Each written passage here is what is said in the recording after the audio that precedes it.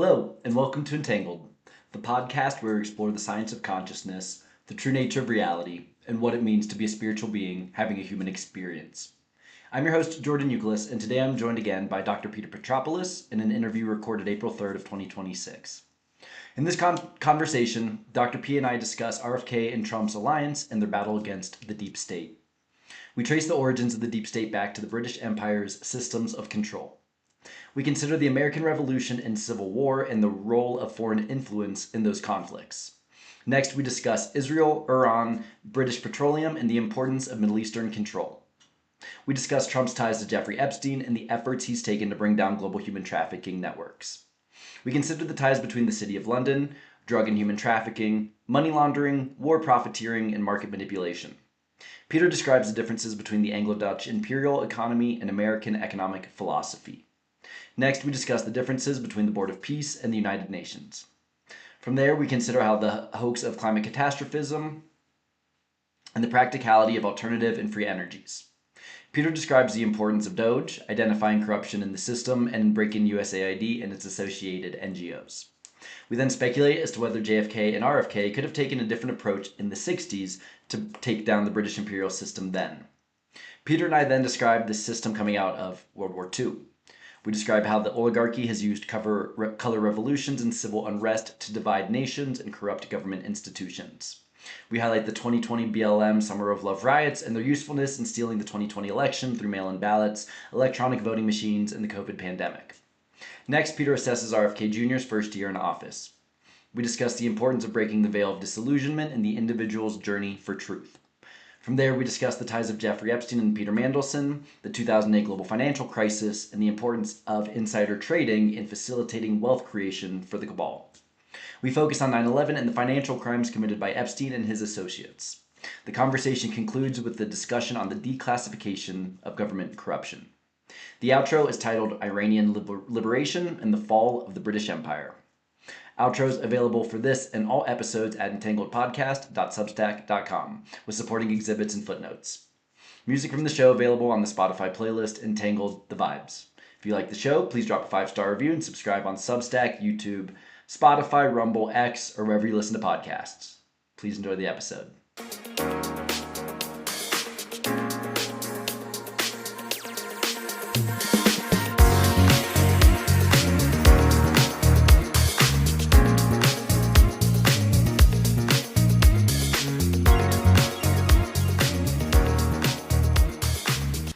Dr. Peter Petropulos, welcome back to Entangled.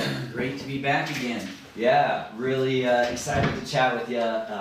It's been, I want to say, a little over a year since we last spoke, right? I think right after Trump's inauguration, is that right? That's right, yeah. And RFK Jr.'s confirmation. Yeah, exactly. Yeah. So another, maybe a little over a year. Yeah. What are your high-level thoughts on how the country's been going in the last year? Well, the more I know, the more I like what I see. I always wondered what Trump had to say to Robert when he went to see him with Amaryllis and Cheryl, especially to convince Cheryl. And the more I know now, the more I realize he had to have been talking to him about a real deep plan to undermine the imperial elite. Mm-hmm. Which I'm sure Bobby knew about, right, from his father and from his uncle, which no one ever talks about.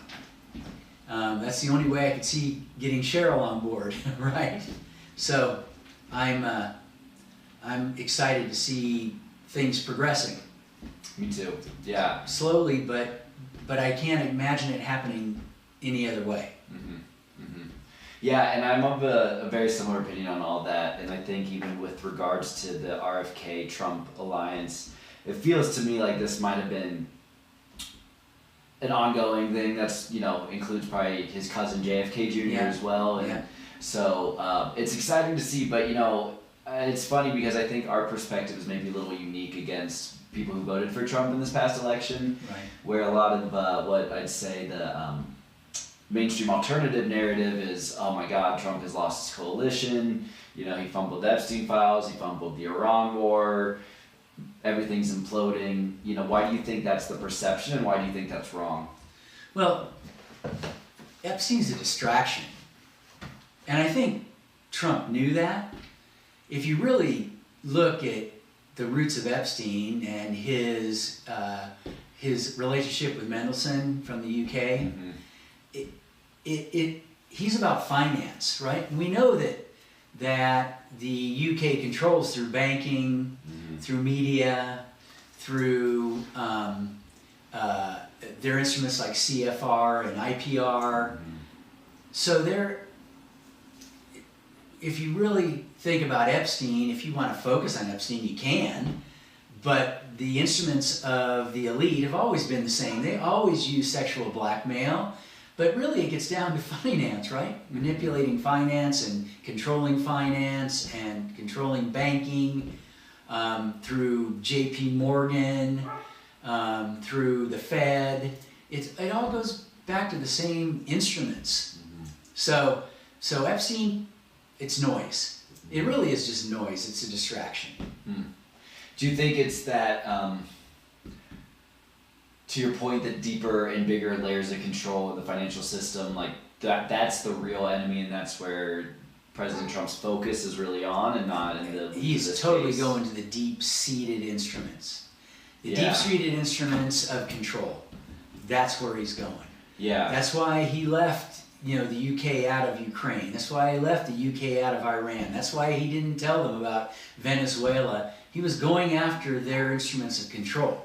Well, let's talk about that some more. And the books you brought, obviously, I think get to this as well. And when you talk about the instruments of control, I think many in the general public don't think about the British Empire, and they think that's a joke, or that ended when we kicked their butts in 1776, right? But maybe never not so did. much. Yeah. Never did. Yeah. So the first book, this one was written, Tragedy and Hope, by Carol Quigley, was written in the 60s. Okay, and he had intimate relationships with what was called the network, the Round Table Network, established by, and he mentions it in this book, but this book here, Tragedy and Hope 101, is the Cliff Notes, and talks about Cecil Rhodes and Alfred Milner in the mid-1800s creating the network to basically bring back under the British umbrella the U.S. And so... sorry, when did you say that would have been? In the mid-1800s. Yeah. So in the mid-1800s there was a movement called Little England. And when you know anything about the this book here, Beware the British East India Company, you know about the machinations of British colonial occupation and the horrific things they did. It was immoral, and the British academics and some of the British academics and a good portion of the British population started to complain about it, and they created a movement called Little England. Well, to combat that, Oxford created a program for the young British elite to make it their moral imperative to bring Anglo-Saxon elevated consciousness to the world, or at least that's how they presented it. Yeah. So it was, yes, we're not going to call it colonial occupation anymore. We're going to call it bringing our Anglo-Saxon elevated ideology to the world, which basically under the same mechanisms, just not overt. Yeah. So it went from overt colonialism to covert colonialism. And so in 1901, they killed McKinley, who was the last isolationist, last tariff-based presidency. And then from there, they used their Round Table Network to take over the United States through the institution of the Fed in 1913, getting us into World War I, which indebted us to the Fed. And the Fed was clearly just a private bank that printed money that was fiat currency, and it was a way to enslave the United States. So that's where it shifted. 1901, death of McKinley, and then they began, like, I think it was 1906 that the Carnegie Foundation met, and they wanted to know what's the best way to control a population. Mm-hmm. They decided it was through war. Mm-hmm. So by 1918, they had us involved in a war. Mm-hmm. Mm-hmm. So, and it was just downhill from there. Right. And then CFR in, 76, developed their plan to hollow out our industrial complex and get rid of the middle class, Mm-hmm. which they have done since the 70s, so over 5 decades. Yeah. So yeah, it's all in these 2 books, Tragedy and Hope and Tragedy and Hope 101, and Beware the British East India Company goes through the history from Venetians in the 1400s all the way forward. It's pretty incredible. Yeah, and what is your thought there? I mean, is it basically an unbroken line of Venetian black nobility to the oligarchy that controls us today? Totally. And I think that what most people don't realize is that they do think that in 1776 we defeated the British, and no, but if you look at what happened, the British never really let go. Right. They just kept finding new ways to try to bring us back into captivity. Right. And to hollow out our economy and to make us an asset again. Yeah. Which is why we fought the war in the first place. It was to free ourselves from the Aristotelian ideology of the Anglo-Dutch imperial system, which was, you're animals, we need to control you and cull you, right? Mm-hmm. That's where Malthus comes in, and Malthusian ideology and population reduction, all of it, comes from their system of economy. Mm-hmm. Mm-hmm. So, and thus we're here, and Trump's the first president since Kennedy who has directed his attention on dismantling that entire system. Yeah, absolutely. And I'd love to get into that, but just taking a step back, as you think about like the Civil War, for example. Yeah. I think we're taught that basically the heroes of the North, these abolitionists, came in and kicked the butt on all these Southern white racists because slavery is bad, but they thought slavery was good, and that's why the Civil War happened, and there was zero foreign influence. Is that an accurate No, it was picture? The Civil War was about, so when the way the British Empire works is it'll go in and it will take your natural resources, will not allow you to industrialize, to utilize those natural resources in industry. Mm-hmm. So like with Australia, Trump just went into Australia and brokered a deal with them to create the manufacturing capacity to utilize, they're one of the largest lithium manufacturers in the world, mm-hmm. but Britain would never let them utilize those resources and in an industrial way bring you the end products from those resources, right? Mm-hmm. That's what they do. It had to all go back to England, and they would then manufacture the end product. Well, they were doing that in the South. The South was selling all their products, their cotton and whatever else they were producing, tobacco, sent it to England. England would then use their textile industry and then send it back to us to be, purchased. Well, the North had an industrial base. They wanted that. They wanted to keep the states independent and sovereign from British imperial systems. So when the South would not do it, that was one of the reasons that the war happened. Mm-hmm. Slavery was a part of it. Sure. Slavery really came in at the last part of it, mm-hmm. In order to get the U.S., the North, more involved in the war, because people were like, no, we don't want to do this. Right. So once they made it a moral imperative, then it was more something that people would, throw their hat in. So yeah, that war, and again, how many different countries were involved in that? In the Civil War, Russia came in again and guarded our harbors and protected us from the French and the British that were involved with the South. And if you look at even the Revolutionary War, it was Britain, It was Russia, it was China, it was India that helped us win that war. Wow. That coalition is the coalition that the British imperial system does not want to see reestablished. Yeah. Right? Yeah. So the Civil War was more about, again, pushing away the British imperial system of control. Mm-hmm. That makes sense. And how about the state of Israel? What role have they played in Britain's control? Okay, so the Middle East, if you look at BP, British Petroleum, mm-hmm. the first well was sunk in 1906 by a British national. And then he created an alliance with Iran, because that's where the well was sunk, to continue to explore oil in the region, and they would give them 16% of the profits, but they were not allowed to look at the books. So by 1953, Mogadishu finally said, we're done with this, went to nationalize the oil wells there, and Britain then, from there it was like regime change, regime change, regime change.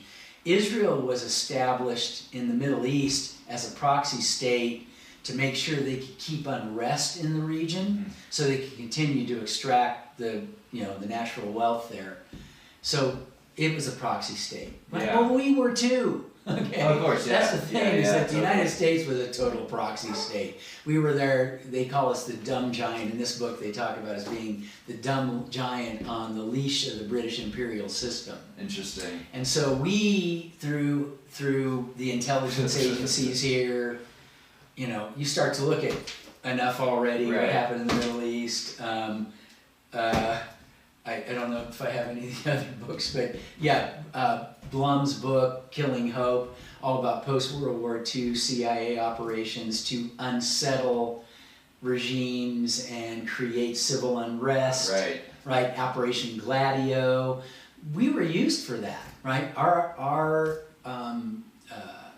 occupation with NATO, completely controlled by British imperial systems. Yeah. And the Anglo-Dutch imperial systems. Yeah, it feels to me that like MI6 coming out of World War II was very crafty, and I think Kissinger probably played a big role in this. And basically, like creating this entire intelligence agency spider web of KGB, Mossad, SS, CIA, when in reality they all funnel into the same spider web. Same thing. Yeah. Right? They all come down to the Anglo-Dutch system of control.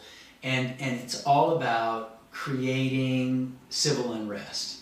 Kind of like Palmerston's, what were they called? The color revolutions, right? Where you go in like they did in Minnesota. Right, exactly. And they fund civil unrest to keep everybody off balance. And again, it goes back to the same things. I mean, Epstein,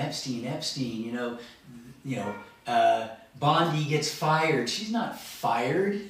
She's moving on. Right. Okay. Right. She realizes that time is done. The next phase is up, and it needs to be implemented. Yeah. And she's not the one to implement it.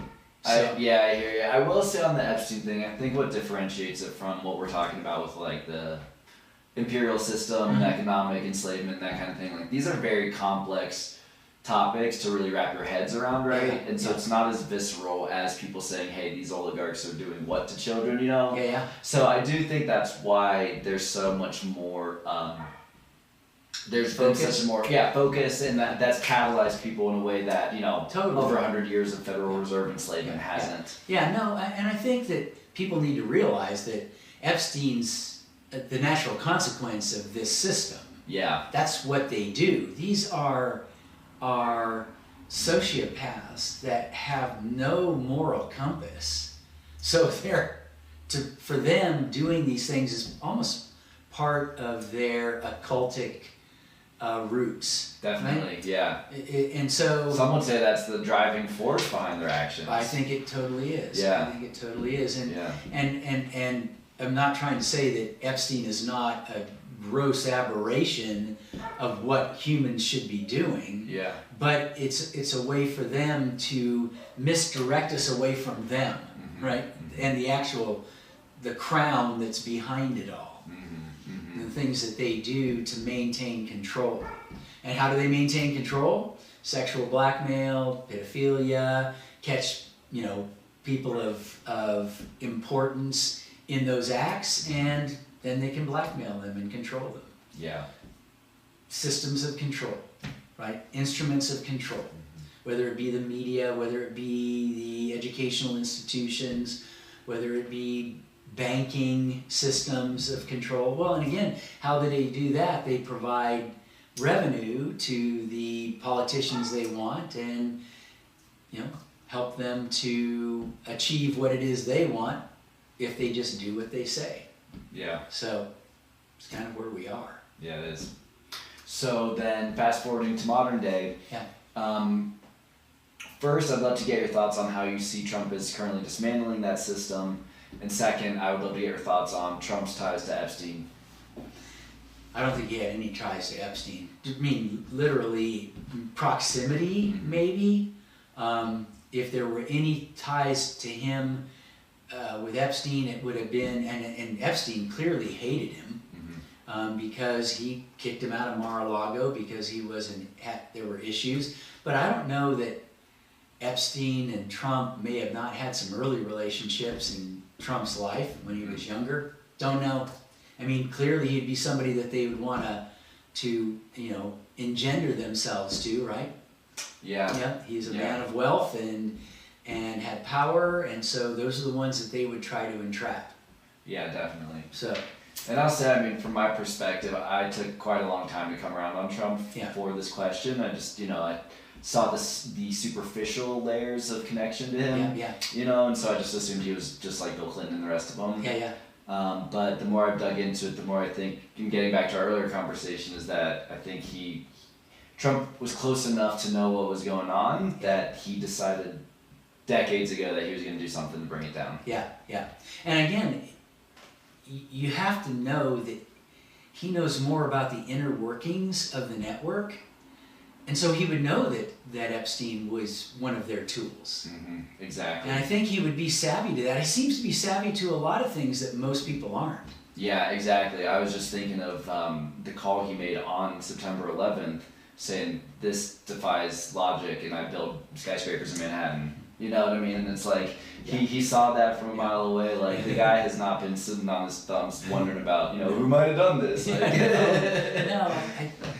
Donald Trump is on the line. I mean, we know him as the man behind lots of real estate in Manhattan. And, of course, Donald, I understand you were actually a witness to what happened this morning. Well, I have a window that looks directly at the World Trade Center, and I saw this huge explosion. I was with a group of people, and I really couldn't even believe it. And even, I think, worse than that, for years I've looked right directly at the building. I'd see the Empire State Building in the foreground and the World Trade Center in the background, and now I'm looking at absolutely nothing. It's just gone, and it's just hard to believe. Donald, Alan Marcus here. Your building is, the Trump Tower, is one of the great tourist attractions in the world. It's well known universally. Are you taking any precautions there in light of what happened at the World Trade Center? Well, Alan, we've always had, as you know, very, very strong security, but there's very little you can do about planes crashing into a building. I mean, you look at Larry Silverstein, who's a terrific owner in New York and a very good friend of mine who I just called. I was very worried about him because I assumed maybe he was in the building. He took possession of the building 1 week ago. As you know, he just bought the World Trade Center. Right. And he was in his office, and he was getting ready to move into the World Trade Center over the next 2 weeks. So when I just spoke to him, there's nothing you can do when people are going to be bombing planes at your building. Now, Donald? I guess maybe the world is going to be changing, and maybe you're going to have F-16s flying all over the city, etc. But it's a pretty tough situation. Donald, you have one of the landmark buildings down in the financial district, 40 Wall Street. Did you have any damage, or did what's happened down there? Well, it was an amazing phone call I made. 40 Wall Street actually was the second tallest building in downtown Manhattan, and it was actually, before the World Trade Center, was the tallest. And then when they built the World Trade Center, it became known as the second tallest, and now it's the tallest. And I just spoke to my people, and they said it's the most unbelievable sight. It's probably 7 or 8 blocks away from the World Trade Center, and yet Wall Street is littered with 2 feet of stone and brick and mortar and steel, and there are thousands of people walking over the debris, over the Brooklyn Bridge, where they're sending them out over the Brooklyn Bridge to Brooklyn, and then I guess they're going to have to figure out how to get home from there.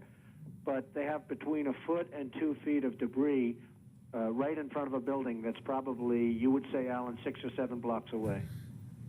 Donald, this is Roland Smith. Hi, Roland. You know, how you doing on this kind of day? You know, at some point, we're going to put all this behind us. And you, as a visionary, particularly in New York real estate, what do you think that we ought to do as a city, as a people, when all of this gets, when the mourning stops, when the dead are honored, and we've found out what caused it and maybe corrected it? What does the city need to do? Well, I guess the big thing that you really will have to do is never forget. You just can't forget that something like this happened. I was so disappointed when they closed the stock exchange, but of course, at some point, you had no choice, you know, when they initially announced it was closing, because you want to just say, the hell with it, you're going forward, nothing's going to change. But the fact is, something has changed very dramatically. And I think one of the very sad things is going to be when you look at the skyline of New York, which has become so emblazoned in your own memory, and you look at the skyline of New York and you see these buildings, these 2 buildings, whether you love them or don't love them, they were a great part of the skyline. And then when you look at the skyline after 2001, and you're going to see a skyline without these 2 buildings, you're going to say, what happened? People won't believe it.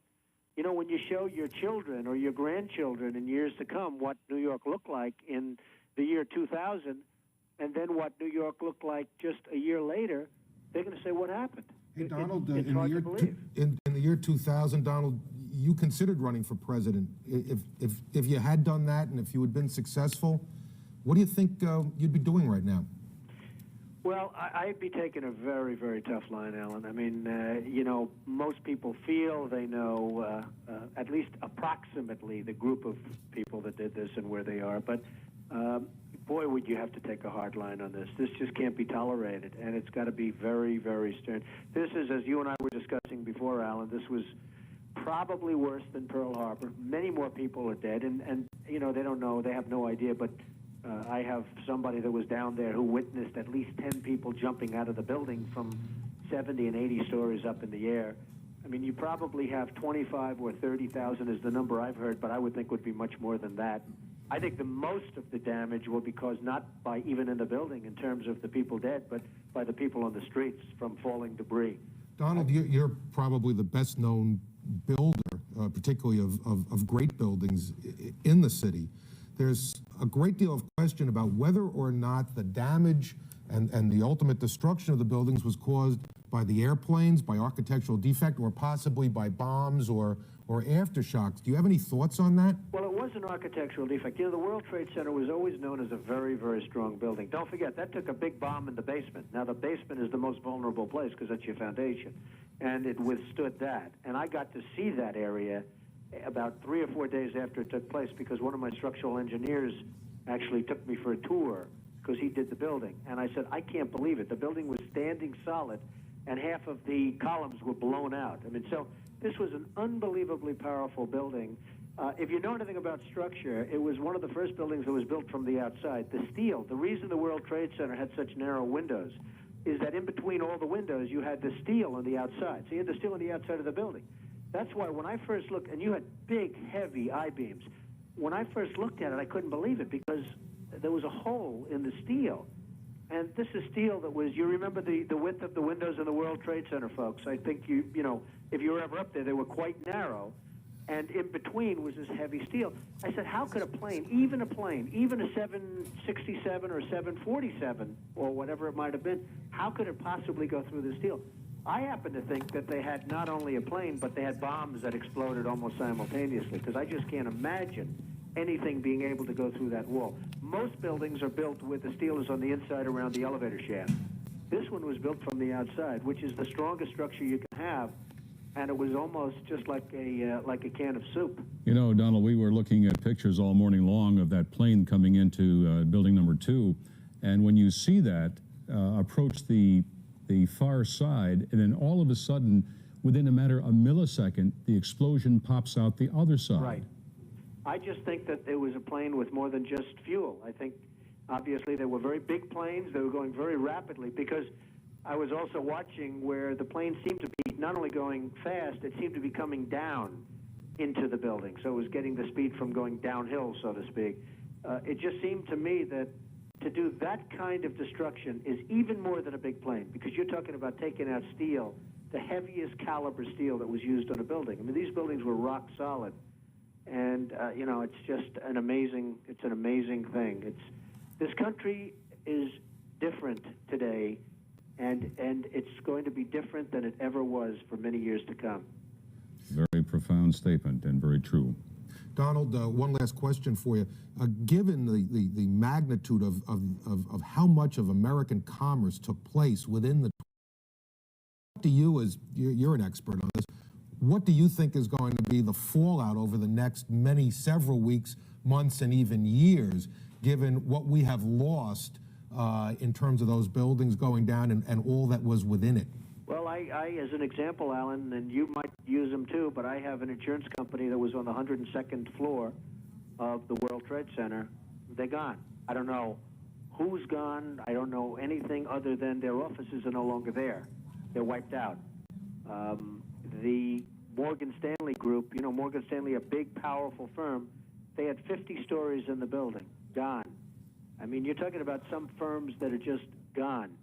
Now, Morgan Stanley, in that case, had a lot of its offices in Midtown, and they had about half downtown. Morgan Stanley is a big, powerful firm. They're gone. Many firms had all of their offices, as you know, in the World Trade Center. It was 8 million square feet.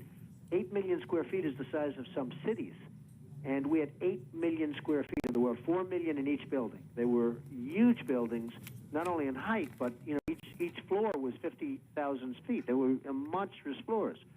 Each floor was almost a city in itself, and they had 110 floors or so. So, you know, many firms that were easily recognizable for those of us in the financial world, for those of us that read the papers and see the financial pages, they're going to be gone. I mean, they're just not going to exist anymore. They're gone. Donald Trump. Many of the people are gone with them. Donald Trump, thank you so very much for joining us. Thank you We all. really Good luck. appreciate it. Thank you. And you Same too. to you. You too. Our prayers are with everyone. And I think that that's the kind of beauty of it all, is that he is 10 steps ahead of everybody as far as to the etiology of all of it and the underpinnings. And I almost think he's kind of prescient about how to avoid the consequences that JFK and RFK Sr. Suffered. There's something going on there that I mean, I don't know what it is, but I've heard people say, well, if he really was coming against the system, he wouldn't be alive. And I'm going, clearly he is, and they've tried to take him out, but he's still alive, and he is dismantling their system of control. So, I mean, just the fact that he talks about the Fed, nobody talks about the Fed. Right. Right? Nobody does. Nobody gets into office and can talk about the Fed. So It's a one-way ticket to McKinley Town. I think so. I kind of think so. Yeah. Right?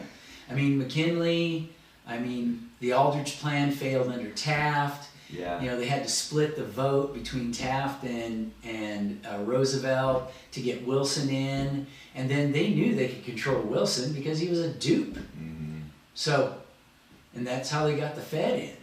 I know. I always think of that Andrew Jackson quote, right, where he's like, the American people knew the rank and justice of the banking system, there'd be revolution tomorrow. Yeah, it's yeah. crazy. Yeah, no, and you know, the United States Bank had its time, and I think it was on and off probably during times of war where they needed to have, you know, loans in order to support a military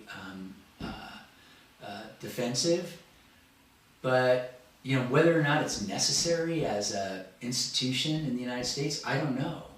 I mean, clearly we were doing just fine without federal income tax under the tariff systems, which, again, Trump seems to know how that works. Why didn't anybody else have that same knowledge and ability to kind of implement it? Right. Because they will kill you. Exactly. That's the way I see it. They were getting fat off that exact system. Yeah, well, clearly they were.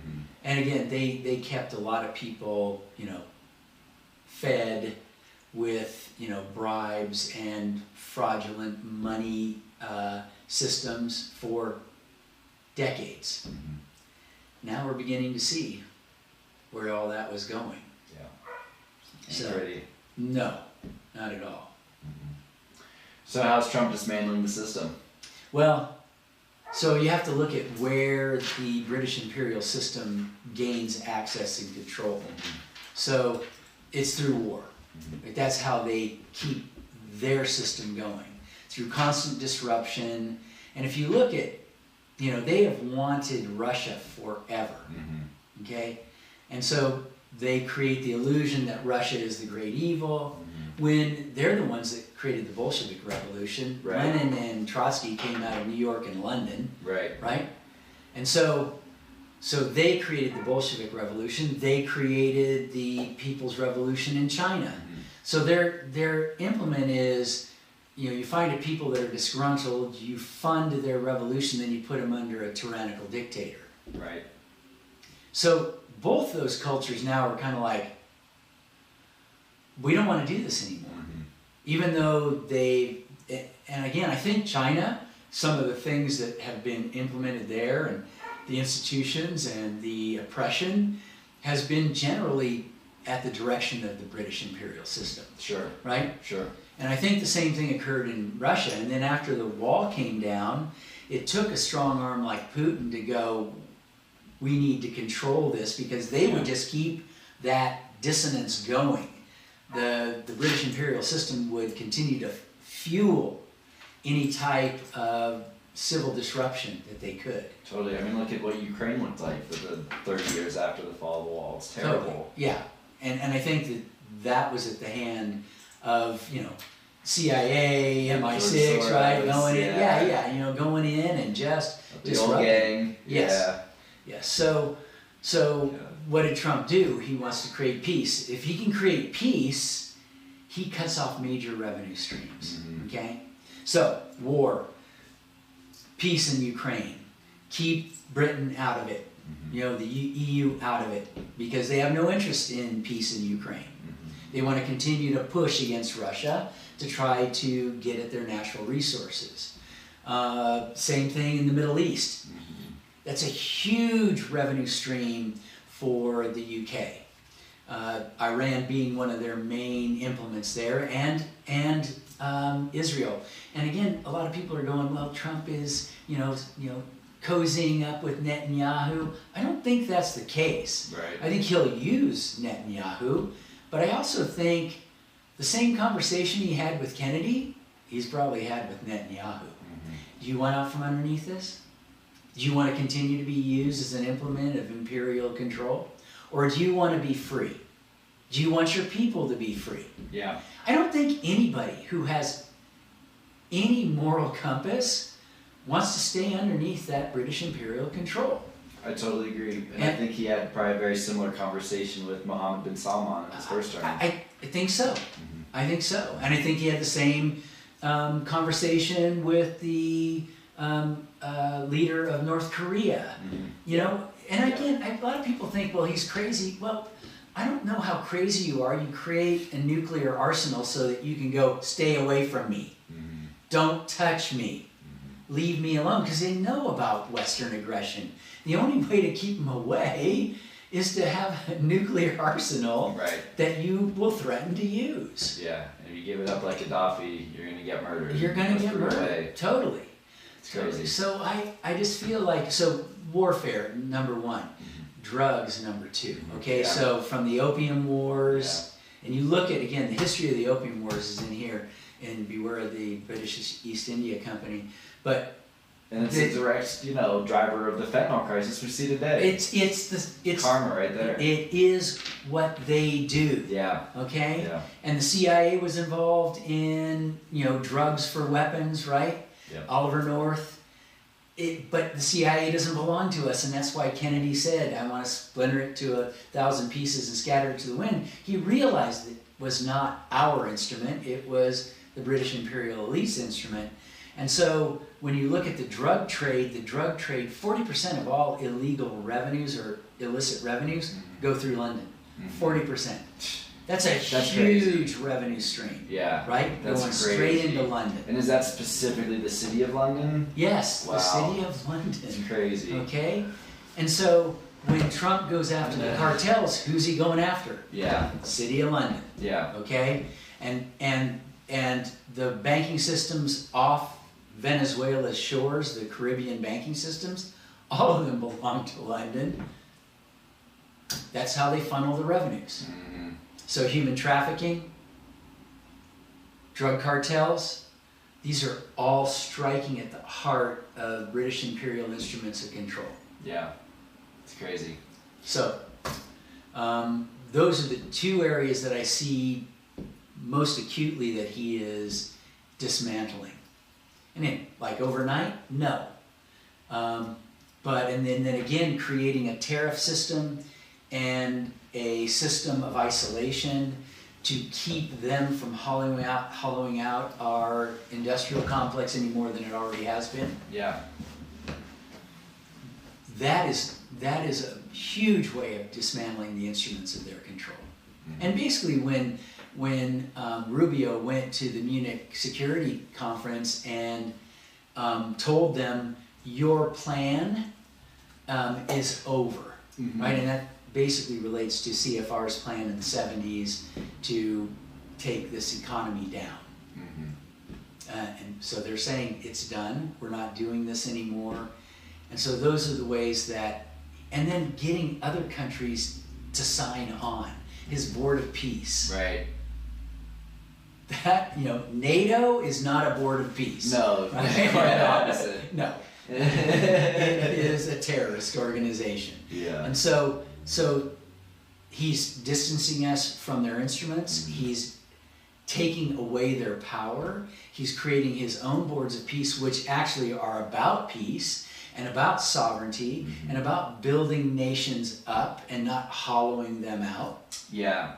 That's something I wanted to ask you about. Like, what gives you confidence about the Board of Peace over, say, the United Nations, right? Because I think it would be easy to take a superficial look at it and say, from a high level, right, they have the same goals, right? Let's come together as a coalition of the most powerful countries in the world and use that to create world peace. Obviously, the United Nations, that was not the case, but anyway, I'm just curious, like, how would you respond to that concern? Again, it's the difference between the Anglo-Dutch mm-hmm. imperial economy and the American imperial or the American economic philosophy. Okay, Hamiltonian versus Aristotelian, which is your animals. Mm-hmm. We need to control you and cull you. In the American system, it is we have God-given qualities, right, that allow us to advance ourselves, become better, and to evolve. Where the British imperial system does not believe that. They're Malthusian. Right. That's where Rockefeller lives, right, with his eugenics projects. Right. And so the Board of Peace is based on American economic standards, whereas the United Nations was built on Anglo-Dutch mm-hmm. standards. And it's anti-human. Okay, as much as they want to say they want to bring us together, they don't. Mm-hmm.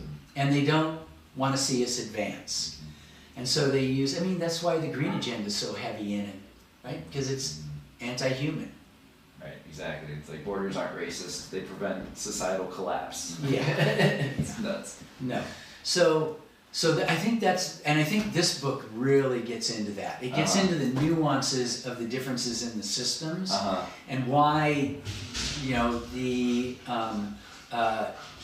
United Nations and this Board of Peace. I don't know that they get into the Board of Peace, but they do talk about the United Nations and the original iteration under Wilson. Yeah. Right. League of Nations. League of Nations. Yeah. They're all instruments of the British imperial system. Mm-hmm. And so they have the appearance, We're going to bring our Anglo-Saxon sensibilities to the world. We're going to make everybody better, bring it all. Yeah, exactly. Bring peace. That hasn't ever been their goal. We're gonna learn these dumb Africans, who aren't shooting aluminum and mercury into their babies' veins, how to, science them into health. It's crazy. That's right. And we'll bring AIDS to sub-Saharan Africa and, give them treatments for this fictitious disease. So anyway, that's why I think the Board of Peace, I think everything that Trump is doing right now is based off of Hamiltonians, List, Cuso, Leibniz, all their philosophies, he's bringing them back to where they need to be, because that's what was hollowed out. Yeah, that makes sense. Yeah. Mm-hmm. So, at least that's my hope, right? Yeah. Proof will be in the pudding. Mm-hmm, mm-hmm. So, we'll know when it's all said and done. Yeah. If it can continue on. So, and I don't see a dissolution of, Trump's coalition. I don't see that. I mean, if you have an ounce of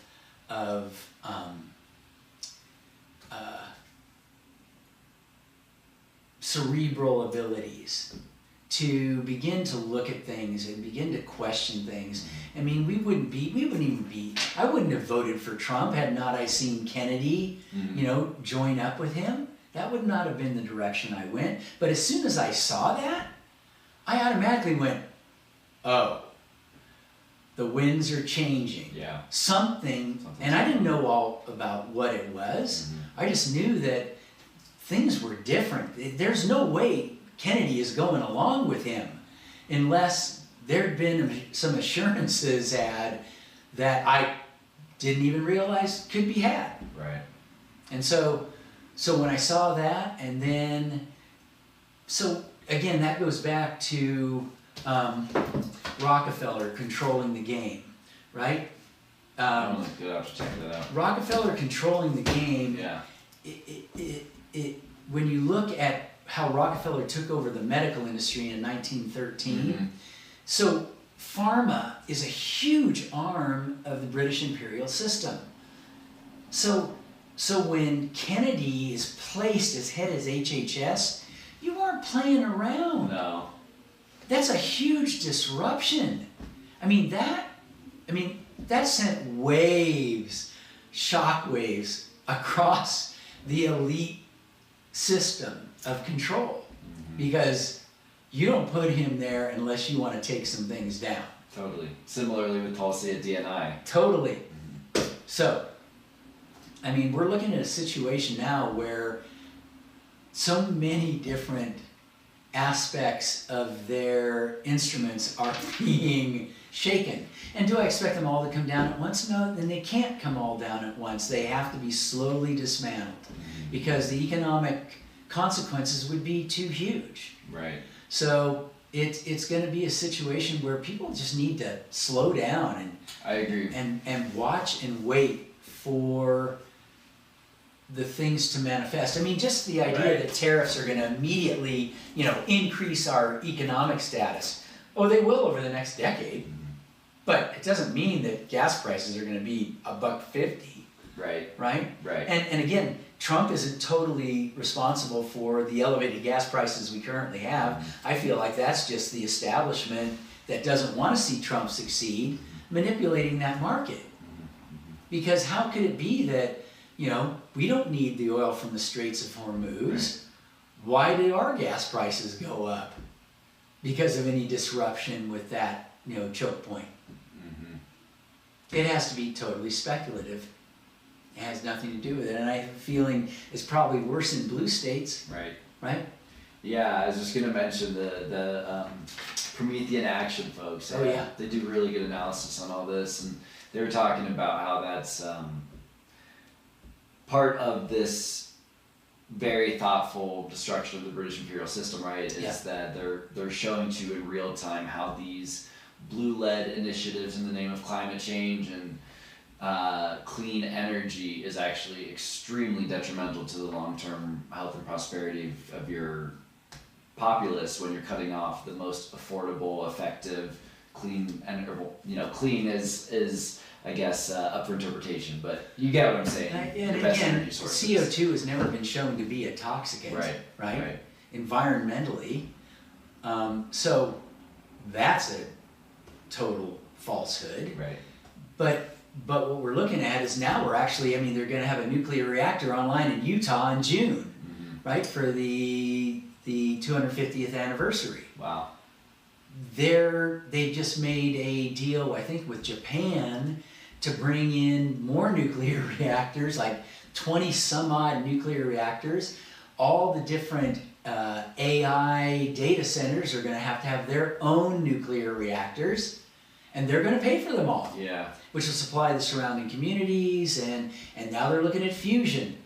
All of a sudden, these things that were unheard of or wouldn't be talked about are beginning to be done. Yeah. And again, what are we going to do with windmills? What are we going to do with solar fields that a tornado takes right out? Oh yeah, there's instability in the climate, and you want to put up things that in an unstable climate are going to be totally destroyed. It's crazy. It's kind of like when DuPont said Freon was putting holes in the ozone. And Carrie Mullis's book, Dancing Naked in the Minefield, I think it's Dancing Naked in the Minefield. But anyway, it was a book he wrote, and he was talking about the fact that there's no way that you could create a hole in the ozone because ultraviolet light hitting oxygen repletes it. Huh. So there was never a hole in the ozone. They just said there was because their patent was running out on Freon. And they wanted to sell the new patented refrigerant, which, by the way, degrades parts on the refrigerator or refrigeration systems faster. So it creates more, engineered destruction of refrigeration parts. So mediocrity is what it'll create. Yeah. But anyway, but this is what they do. They tell us that it's destroying.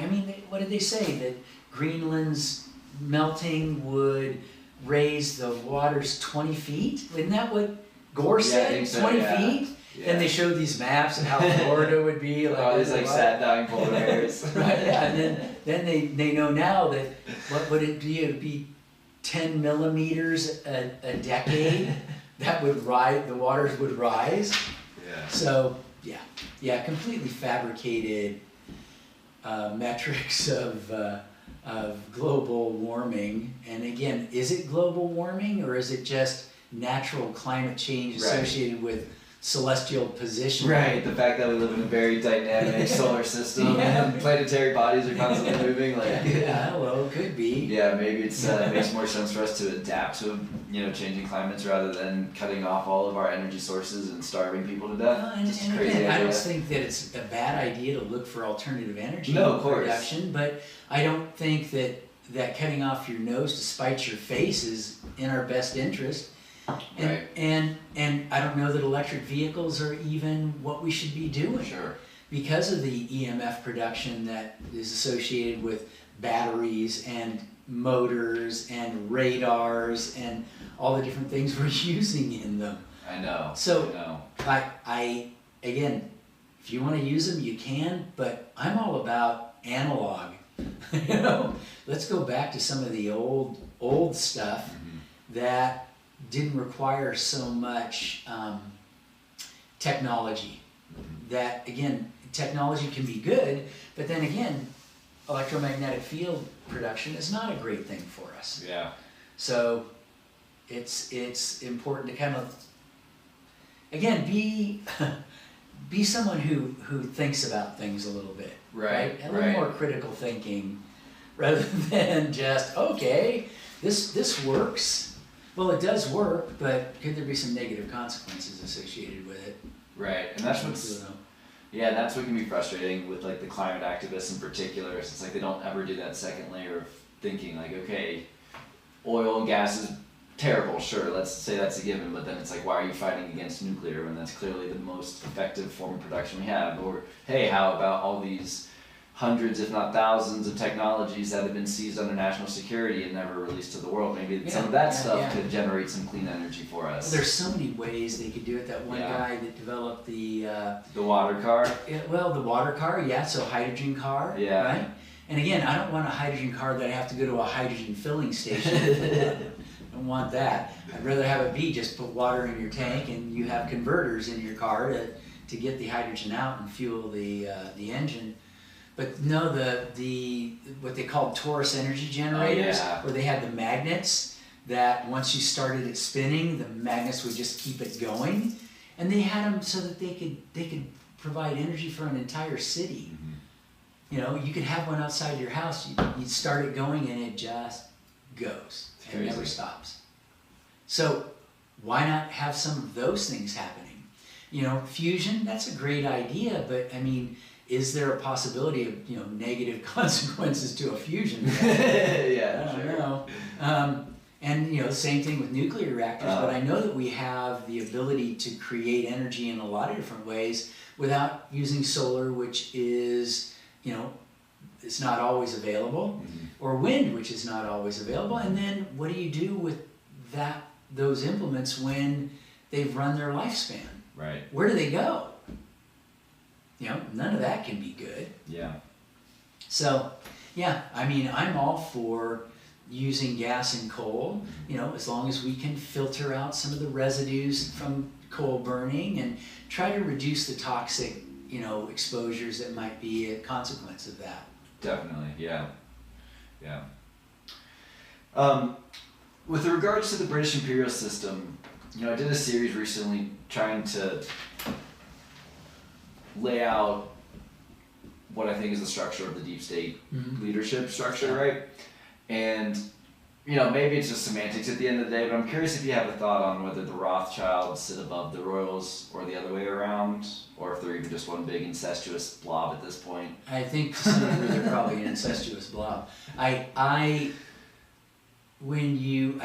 think to some degree the royals are, again, a covert hierarchy. So I think that they have more power than we give them, you know, credit for. And whether or not the Rothschilds are at their beck and call, well, if you think the banking systems are instruments of theirs. Right. So, and the Rothschilds are basically a banking system, a wealthy part of that banking system. But the counter argument is that the bankers along the way were able to use their power to kind of basically take the real control. Exactly.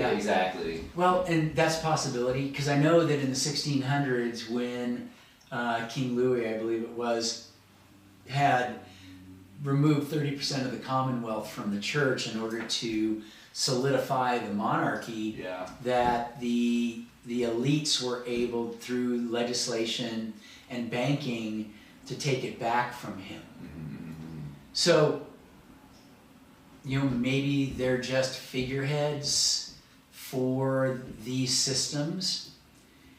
The elite don't want to be known for their power. They don't want it to be overt.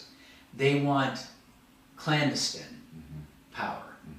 So they may have the figureheads of the monarchy sitting up there as basically their not Ponzi's, but patsies. So it's hard to say who really is in control. Maybe not even the Rothschilds. The fact that you know their name, right? Maybe that disqualifies them, because clearly they don't want you to know that they are. I mean, even the Rockefellers now, how many people even think about the Rockefellers? Even though their families, got 70 different Rockefellers that are still involved in the business. So, I mean, it's hard to say, you know, who really pulls the strings. But if you look at what Alfred Milner and Cecil Rhodes did in the 1800s to create the network, the Round Table Network, and then create these systems like CFR and the Royal Institute of International Affairs, Chatham House in the UK. Those are all their instruments. Mm-hmm. So but their tentacles go in with, the political systems. They have, operatives within them, within the different intelligence agencies, within the different banking systems. They're just everywhere. Yeah. So they're entrenched, and whether or not you could tease out who's at the top, I don't know, but if you start taking away their instruments of control, doesn't make any difference who's at the top. No, you're right. They're losing their control. Their control comes from being in the dark and... Well, and we know what their instruments are. Yeah. Right, so, and I think that's what Trump's going after. If you go after their instruments, you disable them. Right. Which is where we're headed right now. That's why there's so much noise being made in the press and such. Yeah. I mean, it's kind of like the death throes of that system. Yeah, it is. But that's also when trapped animals most dangerous. Oh, yeah. So, and I don't put anything past them. Since they do control all the intelligence agencies, they could easily, take it all down. Mm-hmm. But there's a lot of us who know now. Right. And I think that's a big part of why this operation has had to be so long and convoluted to take them down. Yeah. Because if they caught on to how badly in trouble they were from day one, right? Yeah. I think they had a lot of fail-safes where they could have, launched a nuclear holocaust or killed all of our electric grids, or, they had a lot of those types of kill switches embedded in the system. To be able to do something like that. Well, yeah. And you got to know that, they have been going after Trump. They had to have known that he had their number. Because they were going after him from his first administration on, trying to control him, trying to hold him down, trying to find ways to disable him, to discredit him in any and every way they could. Totally. I mean, so this isn't like a new ideology for Trump. Right. They had to have seen that he was dangerous from the beginning. Yeah, I agree. And maybe, just the fact that he alienated Epstein and created an enemy there, because he's high up within that hierarchy. Right, and if they just knew from a high level that they didn't have blackmail on him and he wasn't a pedophile, then naturally he's not going to be a controllable cog in the rest of their system. Right. If they had the dirt on him, they wouldn't have bothered him at all. Why do they care? They wouldn't have said anything. Than Hillary Clinton. Yeah, right. Yeah, they would never have said a word. Like with Obama, clearly he was one of theirs. 100%, yeah. Well, and I think you're spot on there. It takes me back to the 2016 election as well. Yeah. And I think that there's no way he would have won if there hadn't been a coordinated effort by elements of military and intelligence to ensure that election was secure and that he could win. Yeah. Because otherwise, I think that's part of why Hillary was so cocky. Is we've been rigging elections for decades. We're fine, but nope, not so much. Well, and it kind of makes you wonder: are we going to be able to get the SAVE Act through? Are we going to be able to secure elections going forward? I mean, because clearly here, there's been election fraud, and we have with that Jenna. Griswold. Oh my God, yeah. Oh, what? And she wants to become Attorney General. I know. I'm just like, wow, what a criminal. The Soros, what's the Soros promotion? Secretary of State to Attorney General. It makes it difficult to reconcile being here when it's so corrupt. I know. And I'm just hoping that this next phase, with a new AG under Trump, that we move into the phase of this process where people start having accountability for what's happened. Yeah. And there's some prosecution. Yeah, I hope so. There has to be something, otherwise people will continue to do it. Yeah. If there's no consequences, they'll just continue to act illegally. Yeah. And I think the pendulum has to swing back in some of these blue or purple states like Colorado, where it's like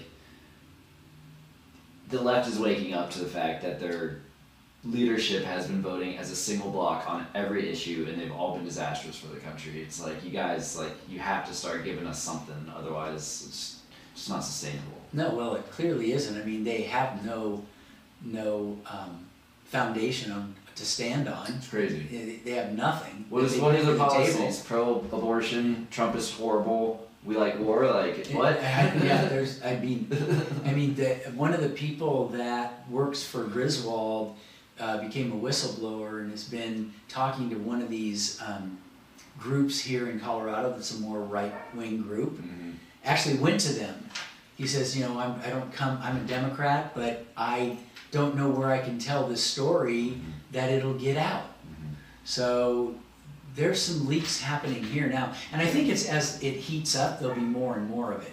When they see that, Vance is coming, that they have the instruments to detect fraud, we're not just coming in, willy-nilly going, yeah, we think there's fraud here. No, Doe started the instruments. Right, totally. Doe started the tech instruments that would go in and start sifting through. Right, totally. In real time. Well, and James Comey just got subpoenaed a couple weeks ago. Then Robert Mueller coincidentally dies right after. It's really interesting how it's all playing out. It's happening. Yeah, it's happening, and I think that you're not going to be able to get away with it. And again, when you look at the blue states, it's almost as if they were the instruments of fraud to funnel money into the illicit coffers of the elite, right? So that they could fund elections to try to perpetuate their stronghold. Yeah, totally. I mean, I think you're so right with that. Like, you see how much of these kind of corrupt practices started either in California or New York. It's not a coincidence. Yeah, no, it's not a coincidence at all. And it clearly is a situation where the Somalis weren't making up these systems of fraud, okay? They were used, but they didn't make those systems up. And the level of sophistication within the shell companies that were receiving all that revenue, plus how'd they get that kind of money out of the country without having someone who was helping them to do so? Right. Hiding them, shielding them, creating the avenues for them to do it. Highly sophisticated. And if you want to say it's the cartels, well, we know who the cartels belong to. Right. They're not freewheeling independents. Exactly. No, they belong to the elite. Mm-hmm. And so all these different systems, again, it's just so beautiful how Musk comes in, creates Doge goes in, starts to investigate. I mean, when they broke USAID, yeah, that was huge. And then all the NGOs associated, it's just continuing to crack and get in deeper and deeper to find all these places of fraud. So and bottom line is they'll bring those instruments in here. Yep. And in the future, there's not going to be a dollar that goes out that isn't reconciled. Good. And that's the way it needs to be. Yeah, I mean, it's insane that the checks on our taxes are so much more insane than what they are at the Pentagon. Well, I mean, how could you have situations where billions of dollars aren't accounted for? Where is that allowed anywhere else? I mean, I couldn't have billions of dollars go out and not have every penny accounted for. Right? The IRS would be like up my butt in a second to say, where did that go, and where did that go, and where did that go? Where are the receipts? But all these places in the government, I know, no receipts. Trillions of dollars. Trillions. I mean, you look at our deficit and you think, how much of that could be, taken care of with all this fraudulent money that's gone out? I know, it's crazy. I mean, the Pentagon, let them have it. I don't care. Let's go after everything else, right? And it's like there's politicians still pushing to tax the rich, and it's like, you guys can't even track the money that we're giving you today. No, they want to tax the rich because they're trying to make up for their shortfalls, right? That they have from taking care of illegal immigrants here. How many billions of dollars did they spend on illegal immigrants here? right? So, and then, 70-some-odd% of the population wants voter ID, and they're still pushing back against it, trying to say women aren't going to be able to vote. I'm like, what? Are you kidding me? I know, it's so funny. All the like so-called progressives are the most like racist and sexist. Totally. Yeah, well, the blacks aren't going to be able to figure that out. Yeah. The blacks are like, are you kidding me? I have 3 IDs. Yeah, who's the governor in New York who like made that comment about the black kids not knowing what a laptop was? Yeah, exactly. And then they all started making like videos and stuff. Right, videos of us like, and then people walking through neighborhoods going, do you have an ID? Oh yeah, I have more than. What do you think about them saying you can't get an ID? They're like, what? Yeah. I know how to use a computer. I can get an ID. Yeah. No, it's completely fabricated. Completely fabricated. So, but anyway, it's but back to Promethean action. Yeah. That's really one of the places where all the noise gets sifted out. Totally. Right? Gets eliminated. They just go straight to what's going on. They're not going to sit and argue about why Bondi's not there anymore. Yeah. They're going to talk to you about what's really happening in Iran, how that has been planned. He's not going in there without a plan. Mm-hmm. The plan, in fact, we were just listening to one of his administration talking about, they've been working on the economic side of it for 2 years almost to get to the place where we could go in a military operation and get the job done. Mm-hmm. It wasn't just, let's just start the military operation. Right, exactly. They had all these other things going on behind the scenes to get ready for it. Right.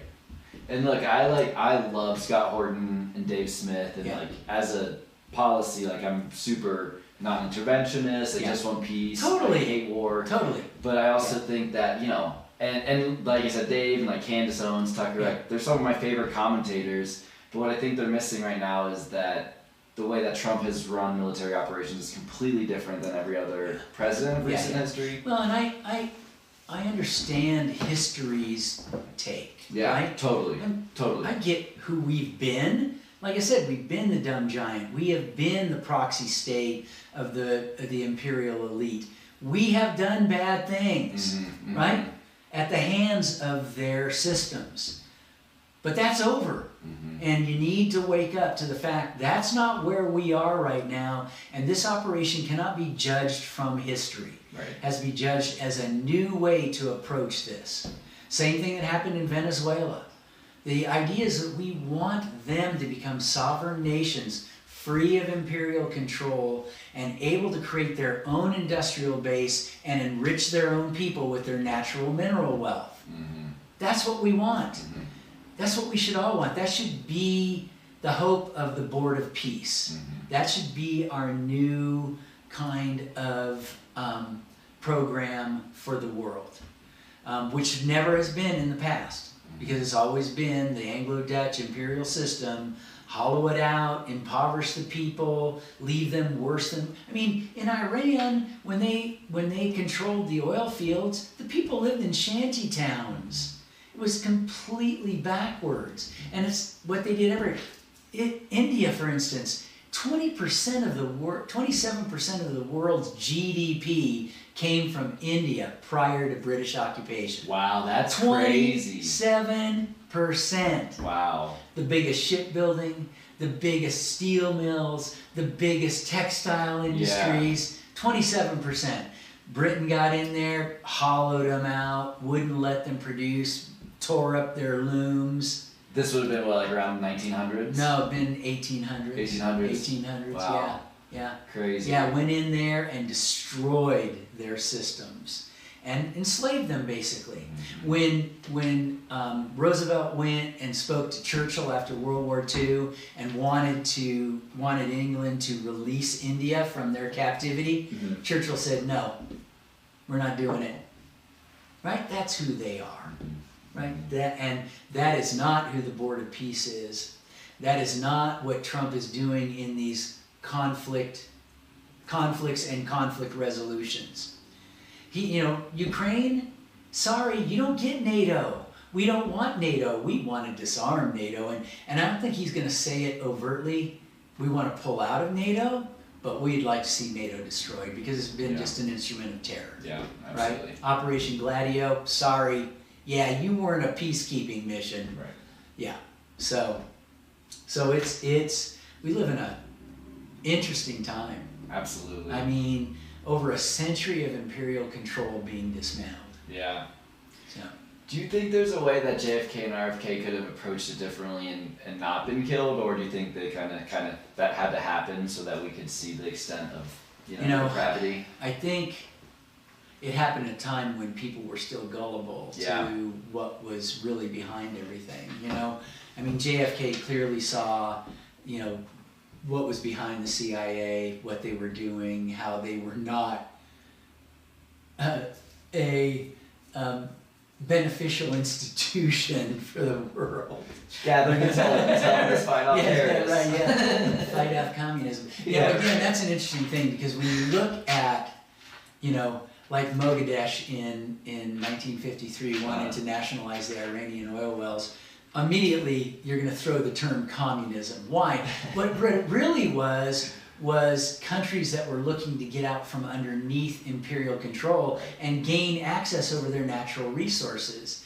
And if you read the book by Blum, Killing Hope, you look at every place that CIA operations occurred, it was countries that were looking to get out from underneath it. Right. And so they would automatically, communists, right? They're communists. So that they could use that as Hitler and dictator. Totally. Human rights abuses.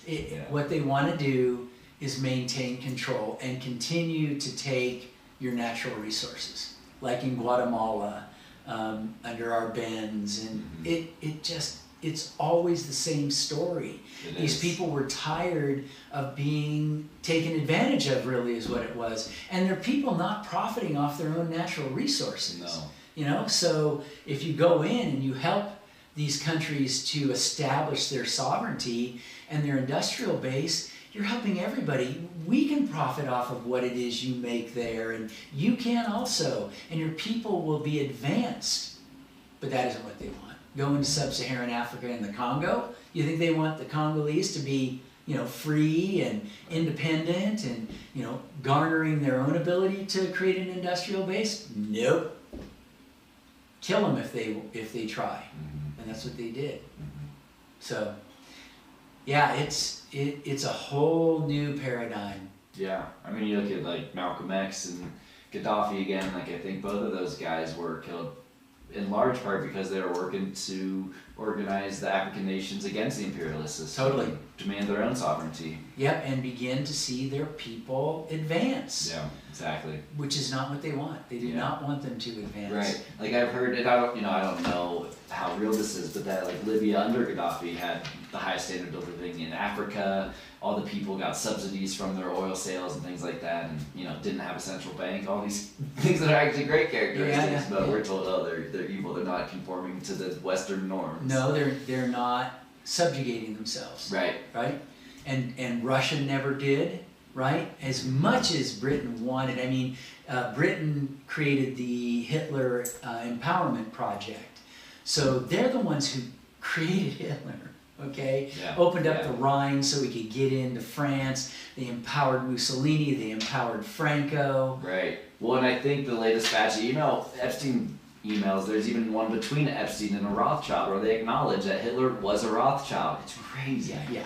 No, again, when you look at that movie Amsterdam about the 1933 coup attempt against Roosevelt, where they wanted to install a fascist dictator here to complement Hitler in Germany. It's the industrialists, it's the elite, right?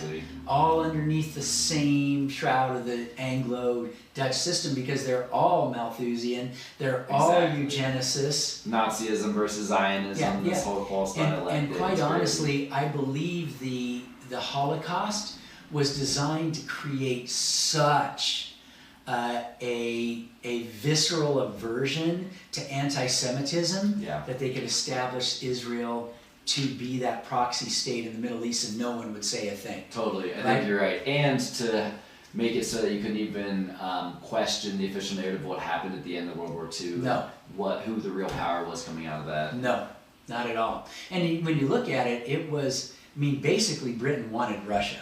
And they wanted Hitler to go against Russia. And Russia lost 7 million people men in that war. And they're the ones who won that war, right?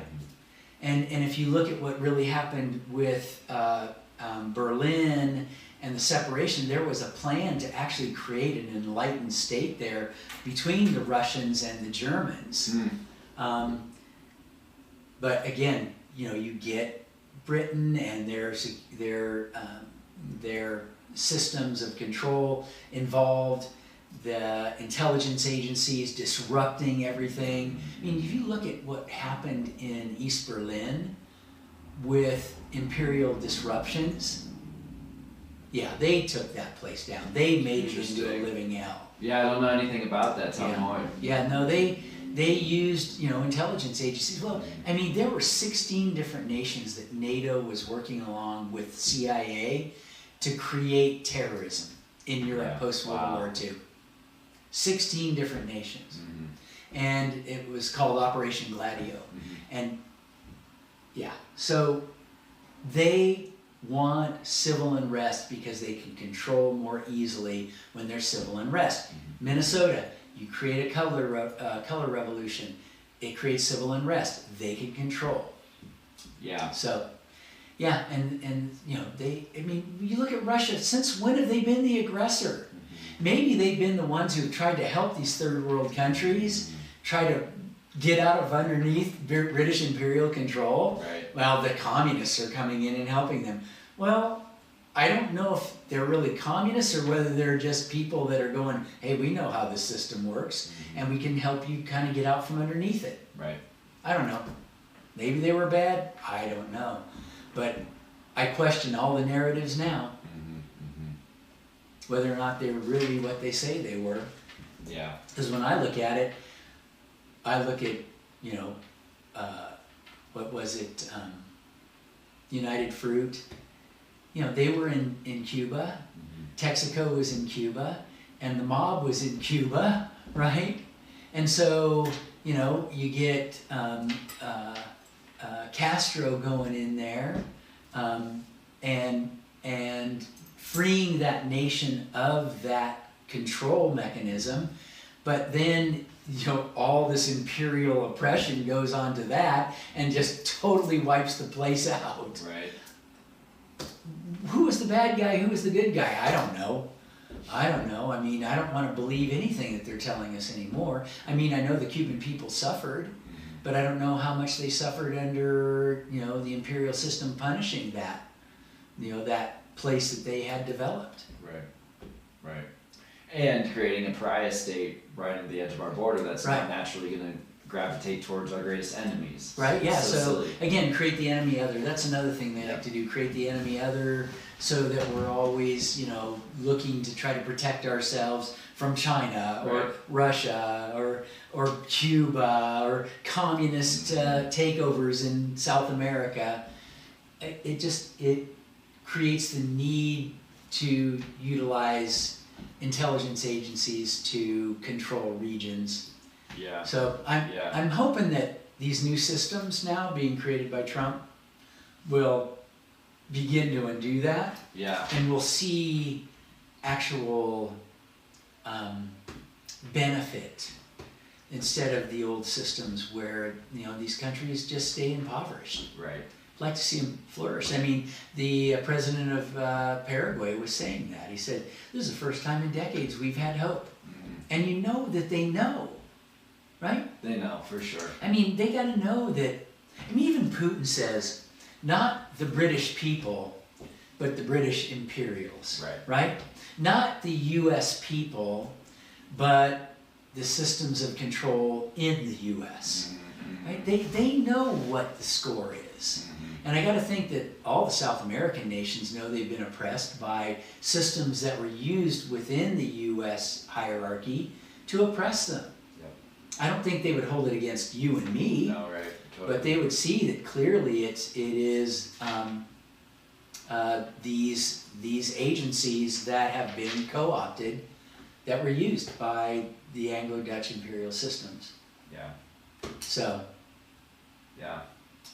I want to go back to something you mentioned earlier in regards to the Minnesota riots, Summer of Love. Yeah. Is it safe to say that you think that was an intentional attempted color revolution to get Trump out of office? Totally was. Yeah. It if anything, to distract from what was going on. I mean, basically, civil unrest is what was his name? Palmerston.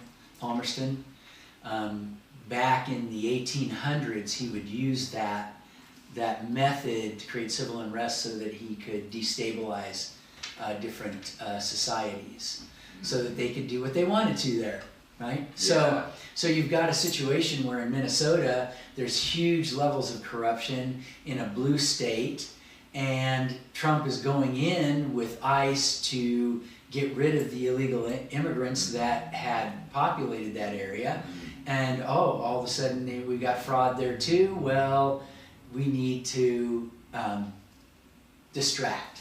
Yeah. Right? Yeah. So they pay protesters to go in there and create civil unrest.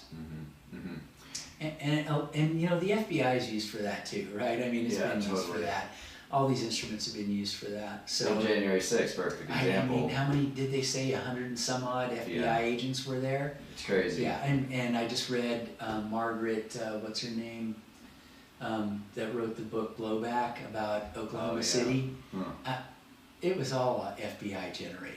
Okay, that was not something that just some neo-Nazis. Well, again, David Duke is a Fed. Right. Right. I mean, come on. All of that is a part again of the elite system of control. Right. They use those agencies. Like, think about Robert Byrd, he was like a West Virginia senator for decades and had the Ku Klux Klan, but no one had a problem with him. Wonder why? So Minnesota and color revolution, that's something that's been used forever. Yeah. For social disruption, and now they're finding where all the money is coming from, the NGOs and the private investors in these color revolutions and these protest movements that aren't organic at all, right? So yeah. Do you think that the increase in mail-in ballots and other alternative form of voting in 2020 was also part of a plan to get Trump out of office? I think, quite honestly, that was more Dominion machines. I don't think they could have done it with just mail-in ballots. Sure. I think it was Dominion backdoors, and I think it's one of the reasons he picked Maduro out, pulled him out. Yeah, I agree with that too. Because he wanted to have more information on the Dominion system and lock that down. And I think that's what Tina Peters here was seeing. I mean, to have overnight the votes flip so dramatically in Biden's favor, just not realistic. Right. And what, did they stop voting in 5 states simultaneously? Yeah. It's crazy. Yeah. So I think that 2020, and again, I'm thankful for 2020. To be honest with you, let's have 4 years of Biden destroying the friggin' economy and really get to see what their administration would look like under a Democratic, leadership. I agree. So, and it gave Trump time to really coalesce a cabinet and right. You know what I'm saying? Yeah, guys like RFK and Tulsi to come together. I don't think he could have done that in 2020. No, it's crazy. Again, he would have done it differently in 2020 if he had, but he needed 4 years to really. I mean, knowing Trump, he's going to sit down, he's going to look you in the eye, and he's going to know whether or not you'll go the distance with him. Yeah. Totally. Which he didn't have in his first administration. He was having to deal with all the Obama picks for his cabinet, and constantly, it was like a cluster. He had no ability to garner momentum at that time, at all. Right. So, yeah, it had to happen that way. Yeah. And once we saw that too, it also, we knew there was voter fraud. Right. I can hardly wait till they get through all the paperwork from Georgia. Yeah. See what all that really reveals too. Yeah. So. And it's everywhere. It's a lot, yeah. It's everywhere. Yeah, exactly. Maricopa County. Yeah. Crazy. Arizona. Right. Yeah. It's crazy. Yeah. So circling back on the 2020 election, so if you think it's fair that the summer love and the voting day shenanigans, right, were coordinated, do you think it's possible that the pandemic itself was directly related to the 2020 election? Well, I mean, they've been planning that for a while, right? I mean, they've since 2000 when they patented the COVID genome so they could create a test, and all the tabletop pandemic reproductions they did all the way up to 2020. Yeah. You know, but they have to do it at a solar maximum, right? I mean, so 2020 was a solar maximum, whether or not. Yeah, we talked about that last time. Yeah, remind me again about why that is important. At solar maximums, when all flu epidemics occur. Okay. When solar radiation is at its highest, it downregulates our systems so that we become toxic and then we get sick. Mm-hmm. So they have, and we do it corporately, we do it as communities. So they knew 2009, they planned the swine flu, right? And then 2020, they were ready for their next iteration, which was the COVID pandemic. Whether or not it coincided, well, you know, I think probably, you know, now that you say that, they wanted Biden to be in there so they could lock it down the way they wanted to. Mm-hmm. They wanted their patsy to be there so that they could control how he, you know, marched that out. Yeah, you know what I'm saying? And the stricter censorship under him. Totally. Too. Yeah. Totally. So I feel like that probably was a coordinated effort on their part. Mm-hmm. You know, we can't have Trump in there because Trump is gonna figure it out. That's kind of what I'm getting at. Like the timing of the leak or release, you know, seems to coordinate very nicely with maximum disruption to the election the next year. Yeah, and whether or not they did that so that they could, you know, create a population more likely to just bend to whatever their will was at the time, more than likely they know how to manipulate us. Yeah. So yeah, but I think Biden was necessary to roll out the vaccines, right? Mm-hmm. I think Trump, I mean, now he definitely wouldn't have, because Kennedy had to have gotten from him that his fast track was a mistake. Right. Right? So, yeah, again, they have a lot of ways of manipulating the population, and clearly they did there. And I guess I think when you're dealing with the pandemic and the confusion that was associated with it, and how we're all just like wrapped up in all the trauma of it, it leaves us less able to really critically think around election fraud and the things that have been going on with that. We're going to automatically go, well, we got bigger fish to fry than that. Totally. So, but yeah, I mean, sounds like a pretty good plan. Mm-hmm. How about RFK? How have you felt about any initiative he's done in particular in the last year or so? Again, you can't move fast. Yeah. You cannot move fast. So I love everything he's done. I mean, as far as I'm concerned, education's going out.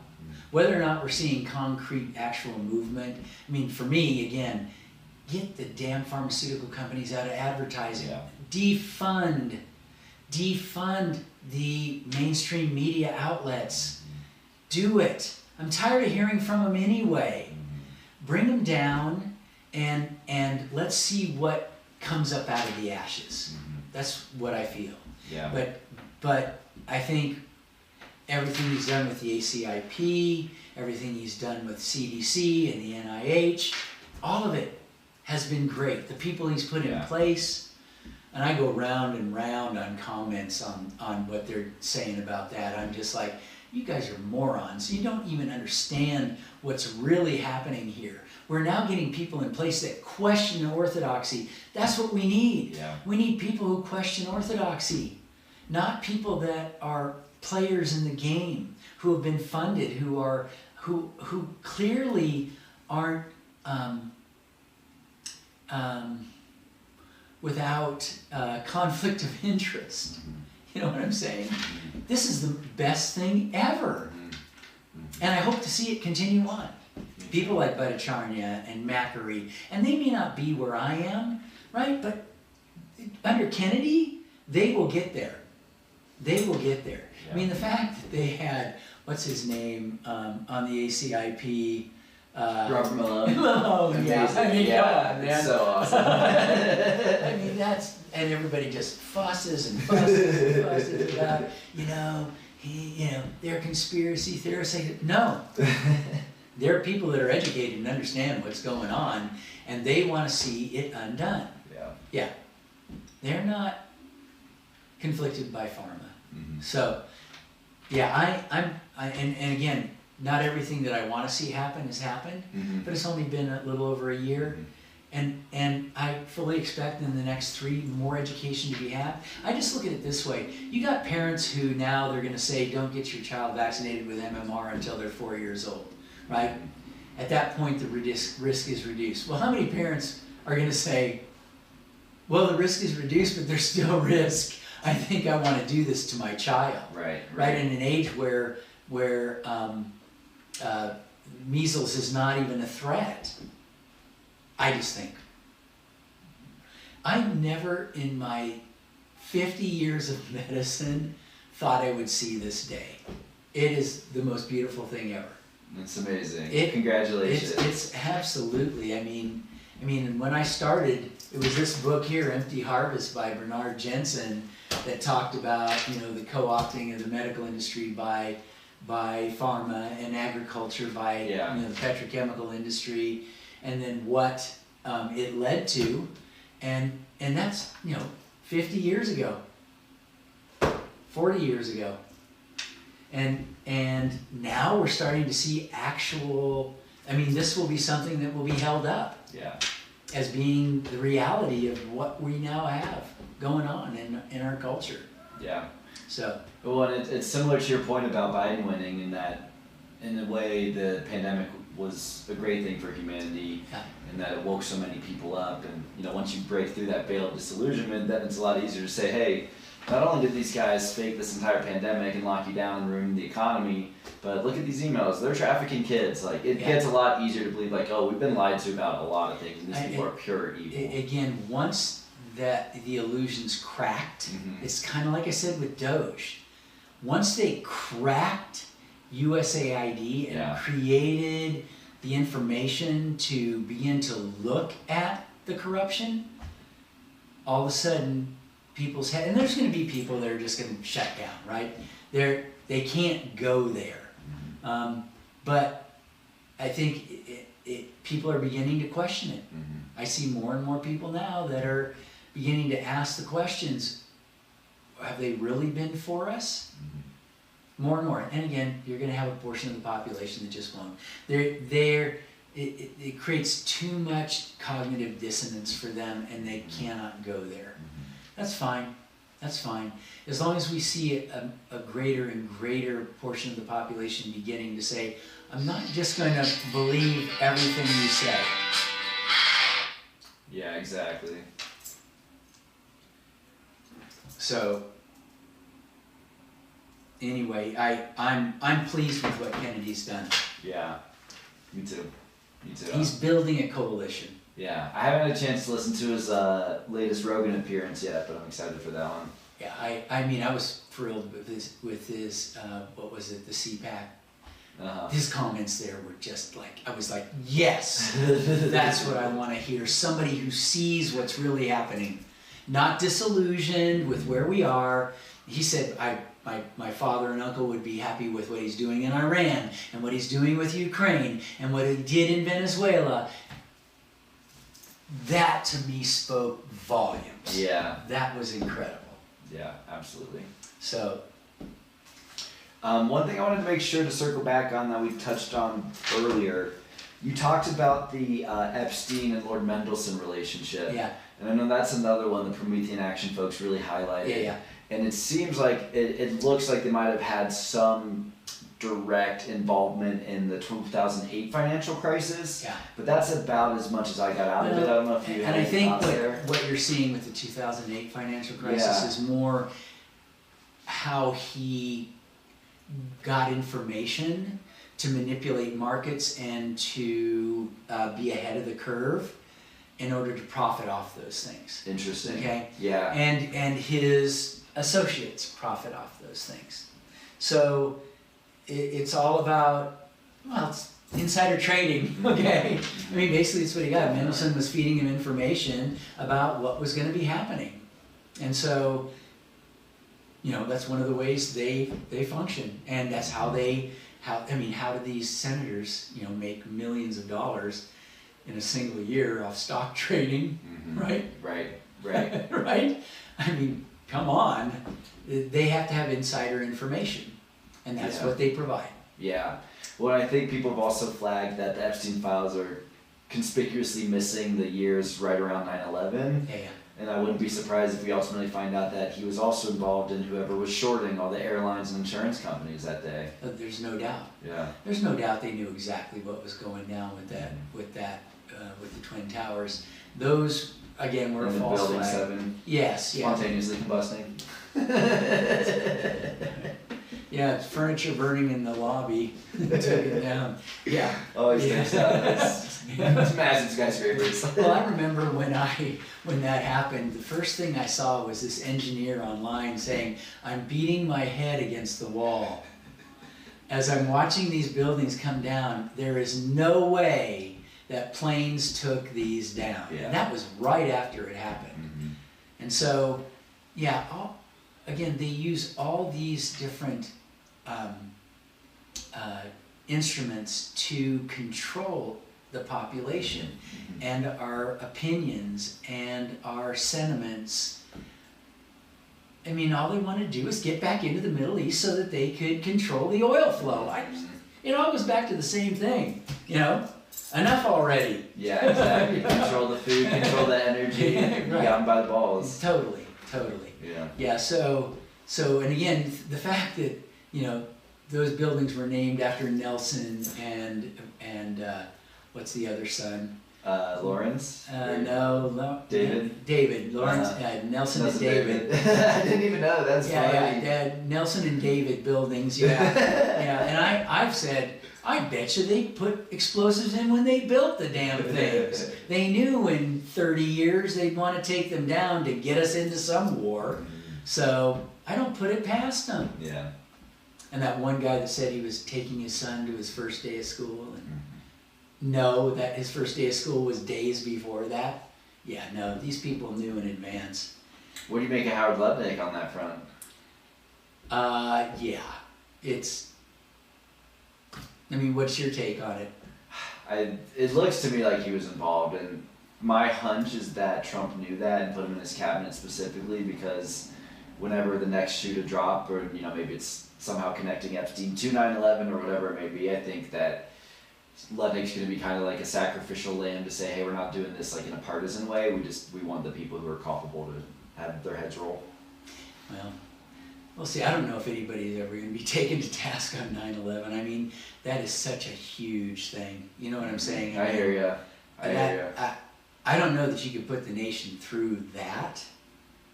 I mean, start going into all the false flags. I mean, there'll be those of us who know, but to actually, I think they just need to kind of deal with what we got going on right now. I hear you. You know what I'm saying? I mean, that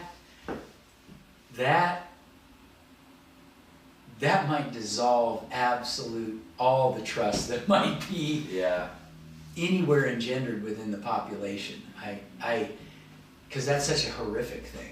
Yeah, I hear you. I almost feel like though it's all gonna ultimately like have to come out because it's all tied together, right? Like Epstein, 9/11, JFK, but exactly. they won't even tell you about JFK. Mm-hmm. They still want to hold some of those files, you know, redacted and hidden. I don't know. Yeah. I mean, I guess there could be this era of transparency that occurs that maybe. I hope so. Maybe that's just the eternal optimist in me. It's just, that's such a psychological hit. Yeah. I mean, it's hard for us to know that they could do that, right?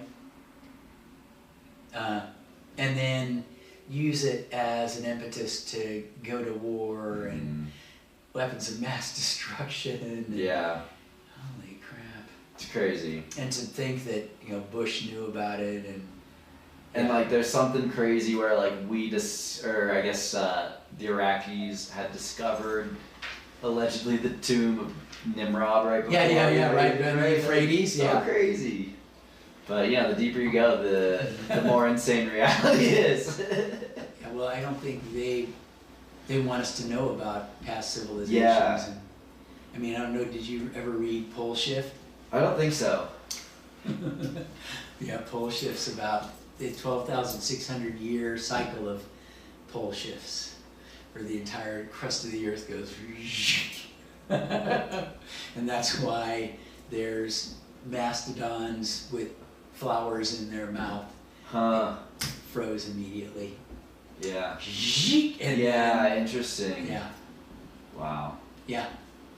12,600 years was where we are since the last one. Mm-hmm. But so, and I had a friend who was working near the Air Force Academy. He's an electrician, and he's putting in an electric gate, and the gate started to vibrate, and he's looking around going, what the heck is making this gate vibrate? And then he goes and stands near it, and the whole ground is so wondering if they're using Musk tunneling robots. Oh, Yeah. interesting. I don't know if you've seen that show, Paradise, Uh-uh. about the underground city they create when there's a super volcano that blows and obscures the sun with ash for like years. Huh. Whole planet kind of freezes. Interesting premise. Yeah. I think it's a little bit of like predictive programming and the idea of being in underground cities, things like that. Possibly. I mean, I just Yeah. can't see wanting to survive that way. Yeah. But I mean, I don't know if you saw that show Pluribus. Uh-huh. That's a funny one. That's about a code that comes from outer space, an interstellar code, and they're trying to decode it, and they realize it's a DNA sequence, so they replicate it, and they expose the planet to it, and we become a hive mind. 17 people survive without it becoming a hive mind, so they're free. Yeah. But everybody else is connected by a hive mind. That's crazy. Now, Sounds like a cool premise. well, it makes me think of mRNA vaccines, Yeah. right? What were they doing with those? Because they weren't creating a spike protein. So what was that? What were they doing? So, I don't know. Nothing good, I'll tell you that much. No, I mean, they're again, Malthusian eugenics, decreasing the population for sure. I mean, 40% increase in excess mortality. Yeah. So. Yeah, I mean, well, and on that note, I mean, I think there has been pretty major concerns around its impact to your fertility, right? Both men and women? Totally, yeah. Well, that, and I mean, I had a patient die a month or two ago. They had their first stroke after the first vaccine, second stroke 5 years later, and it killed them. Wow. It's not something that just hits you and then you recover. There's the potential for negative consequences years later. Mm-hmm. I mean, they say that, you know, after myocarditis, your life expectancy is like 5 years. What does that mean for people? I mean, maybe if you're young, you might get past it, but it's going to compromise your heart for how long? Yeah. So, yeah, That's tough. Yeah, that was really tough. Really tough.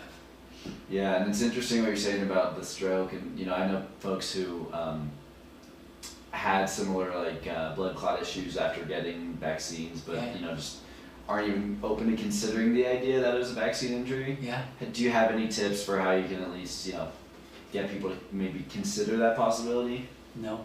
Yeah. No, it's one of those things that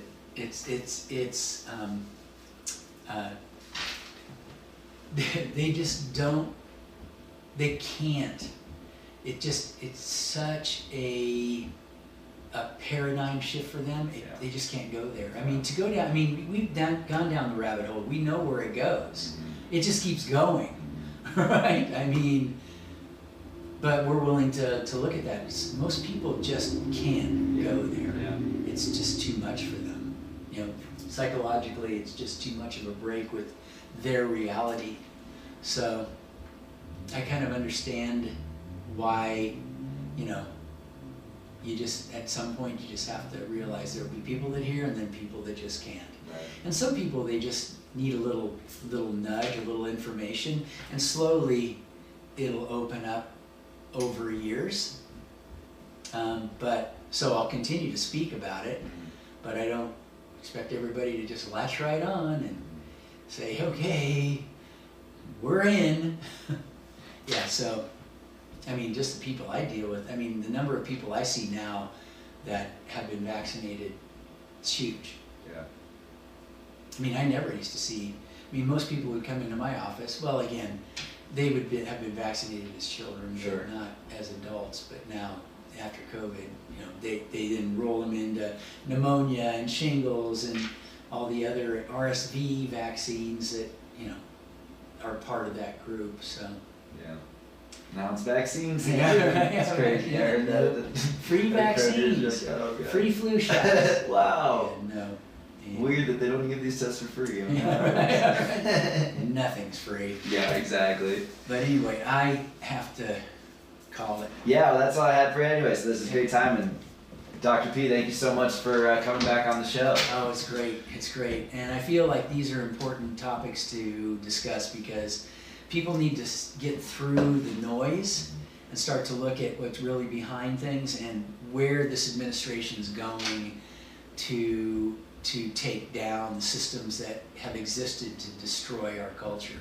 So, and I mean, in many ways destroy our culture. Absolutely. With perversion and occultic systems that don't profit us as humans, right?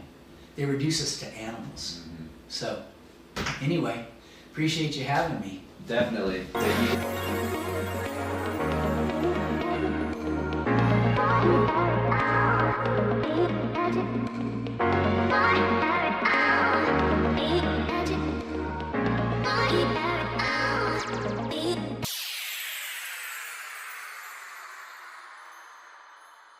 Iranian liberation and the fall of the British Empire.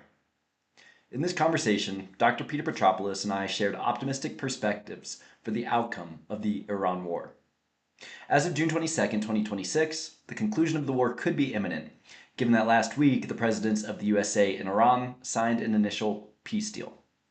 President Trump announced the deal on Truth Social, stating, quote, "The deal with the Islamic Republic of Iran is now complete. Congratulations to all. I hereby authorize the toll-free opening of the Strait of Hormuz and simultaneously herewith authorize the immediate removal of the United States naval blockade.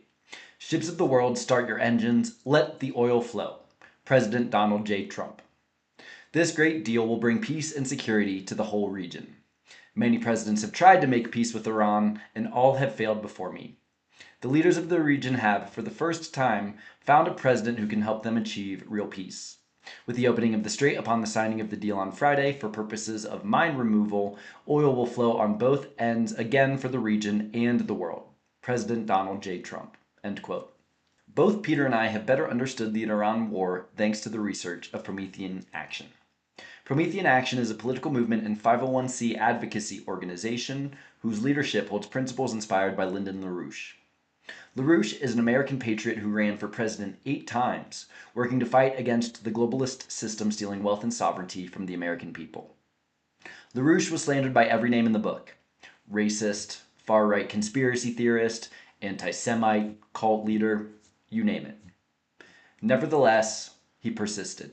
Lyndon LaRouche's ideas emphasized the fight against oligarchical empire, the promotion of the American system of physical economy, human creativity, and the sovereignty of nation-states. LaRouche and his team of researchers, including individuals like Susan Kokinda and Barbara Boyd, who subsequently started Promethean Action, worked to expose the British Empire's centuries-old apparatus of control, and to correct the big lie that the USA was emancipated from the United Kingdom in 1789, following the American Revolution. The truth is much more complicated. The battle for political and economic control of America has been ongoing ever since and includes enemies both foreign and domestic. The Old World empires and monarchies of Britain specifically, and of Western and Eastern Europe broadly, never ceded sovereignty to their former colonies. Rather, they developed more sophisticated systems of control to implement their plans for one world government. This includes through the use of transnational elite networks like Britain's Chatham House, formerly known as the Royal Institute of International Affairs. It extends into affiliated organizations like the United Nations, the Council on Foreign Relations, the Bilderberg Group, the Trilateral Commission, the Atlantic Council, NATO, the Tavistock Institute, the Club of Rome, the World Economic Forum, and the Order of Skull and Bones. In this way, the Old World imperialists used the US-led military-industrial complex as a dumb giant to execute their plans from the shadows. The British-Dutch imperialist system, or the Anglo-Dutch Empire, is characterized as oligarchical and financier-driven. The City of London and extensions like Wall Street have relied on speculative finance, free trade and extractive models, debt-based control, insurance and shipping leverage as weapons, intelligence operations for regime manipulation, and Malthusian and nihilistic ideologies that suppress broad-based development to maintain elite power. It thrives on perpetual wars, division, and parasitism like hidden taxes via oil and finance. The Rothschild-led private banking cartel and their Old World monarchies / New World robber baron allies have monopolized fiscal currencies and hard assets to exert this control. Primarily, this is done through the Bank of England, the Federal Reserve, the Bank for International Settlements, the World Bank, the International Monetary Fund, and other central banks and transnational financial institutions. Alternatively, the American economic system, or the American system, prioritizes productive physical economy, national banking and credit directed to industry and infrastructure, protective policies like tariffs, scientific and technological progress, and policies that raise the productive powers of labor and the living standards of the population. It fosters sovereign republics cooperating on mutual development rather than zero-sum imperial extraction. The Anglo-Dutch Empire's present mechanisms of control include 1. Intelligence and covert ops, engineered coups, revolutions, assassinations, and division. Following World War II, the leadership of intelligence agencies and secret police on both sides effectively merged via operations including Paperclip, Overcast, and Matchbox. That's why in subsequent decades, MI6, CIA, Mossad, KGB, the Nazi SS, the Jesuit Order, etc., all served the interests of global elites, not those of their respective nation-states. 2. Israel and regional dynamics. A Hegelian dialectic was created between the Jewish state of Israel and its Muslim-majority neighbors to create perpetual conflict in the Middle East. 3. Proxy conflicts and regime manipulation. Keeping strategic areas unstable or dependent. The British imperial system has been in place in Iran since the 1908 BP oil concession and was reinforced by the 1953 Mossadegh coup and by elements of the 1979 revolution. These operations have been used to keep Iran deindustrialized, its oil under external influence, and the region unstable rather than allowing for sovereign development. This contrasts dramatically with Trump's messages to Iranians and the strategic goals he's outlined.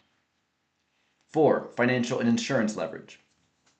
Financial extortion has been used as a source of control via the City of London mechanisms, such as Lloyd's of London canceling insurance to control shipping, like at the Strait of Hormuz, and petrodollar dynamics, which imposed the extraction of natural resources. 5. Drug and illicit trafficking networks. Long-cited in LaRouche-related works like the book Dope Inc., as funding black operations and destabilizing regions on behalf of global elites. 6. Central banking and the monetary system. The debt-based model enforcing dependency and limiting sovereign credit for productive growth. This is the British model versus Hamiltonian alternatives. And 7. Media and perception management. Outlets and think tanks shaping narratives to protect imperial interests. President Trump has continued and operationalized LaRouche's mission to destroy the Anglo-Dutch Empire's mechanisms of control. Trump's energy dominance push, his challenges to institutions like NATO pressure, withdrawals from transnational organizations, and the establishment of the Board of Peace, his transactional art of the deal approach, and his domestic focus on manufacturing and production are direct blows against the oligarchy. President Trump's actions over the course of the Iran war, strikes, blockade pressure, the Strait of Hormuz ultimatum, and the peace deal and MOU are systematically disrupting the British-Dutch imperial system. They have been used to assert U.S. leverage, to weaken hardline proxies, to force openings in controlled checkpoints, choke points rather, and to prioritize physical and economic reality over imperial finance. What we've seen play out in Iran is another example of Donald Trump's Peace Through Strength initiative, with the 2026 events as a pivotal shift towards dismantling imperial structures in favor of sovereign, creative progress. Here's what President Trump said at the outset of the war on February 28th regarding its rationale and objectives. A short time ago, the United States military began major combat operations in Iran. Our objective is to defend the American people by eliminating imminent threats from the Iranian regime, a vicious group of very hard, terrible people. Its menacing activities directly endanger the United States, our troops, our bases overseas, and our allies throughout the world. For 47 years, the Iranian regime has chanted death to America and waged an unending campaign of bloodshed and mass murder, targeting the United States, our troops, and the innocent people in many, many countries. Among the regime's very first acts was to back a violent takeover of the U.S. Embassy in Tehran, holding dozens of American hostages for 444 days. In 1983, Iran's proxies carried out the Marine barracks bombing in Beirut that killed 241 American military personnel. In 2000, they knew and were probably involved with the attack on the USS Cole. Many died. Iranian forces killed and maimed hundreds of American service members in Iraq. The regime's proxies have continued to launch countless attacks against American forces stationed in the Middle East in recent years, as well as U.S. naval and commercial vessels and international shipping lanes. It's been mass terror, and we're not going to put up with it any longer. From Lebanon to Yemen and Syria to Iraq, the regime has armed, trained, and funded terrorist militias that have soaked the earth with blood and guts.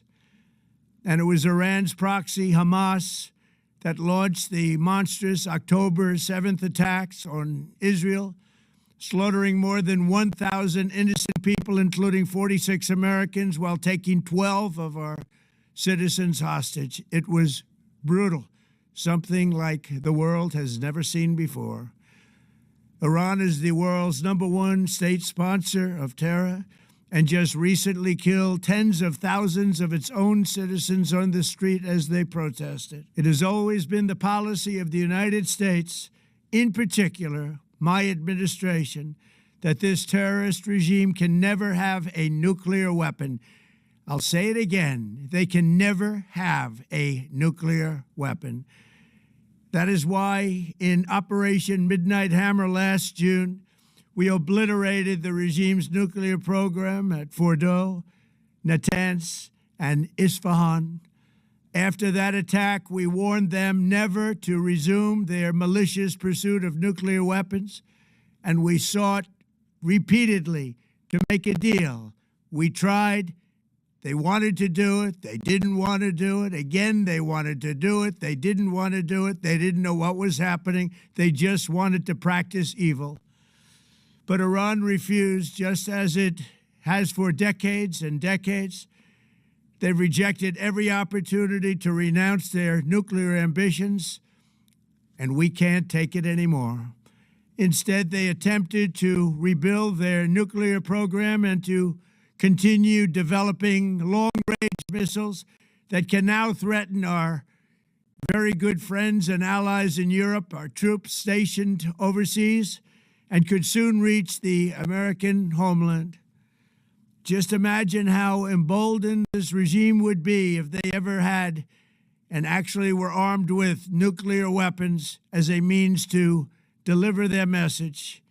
For these reasons, the United States military is undertaking a massive and ongoing operation to prevent this very wicked, radical dictatorship from threatening America and our core national security interests. We are going to destroy their missiles and raise their missile industry to the ground. It will be totally, again, obliterated. We're going to annihilate their navy. We're going to ensure that the region's terrorist proxies can no longer destabilize the region or the world and attack our forces and no longer use their IEDs or roadside bombs, as they are sometimes called, to so gravely wound and kill thousands and thousands of people, including many Americans. And we will ensure that Iran does not obtain a nuclear weapon. It's a very simple message. They will never have a nuclear weapon. Finally, to the great, proud people of Iran, I say tonight that the hour of your freedom is at hand. Stay sheltered. Don't leave your home. It's very dangerous outside. Bombs will be dropping everywhere. When we are finished, take over your government. It will be yours to take. This will be probably your only chance for generations. For many years, you have asked for America's help, but you never got it. No president was willing to do what I am willing to do tonight. Now you have a president who is giving you what you want. So let's see how you respond. America is backing you with overwhelming strength and devastating force.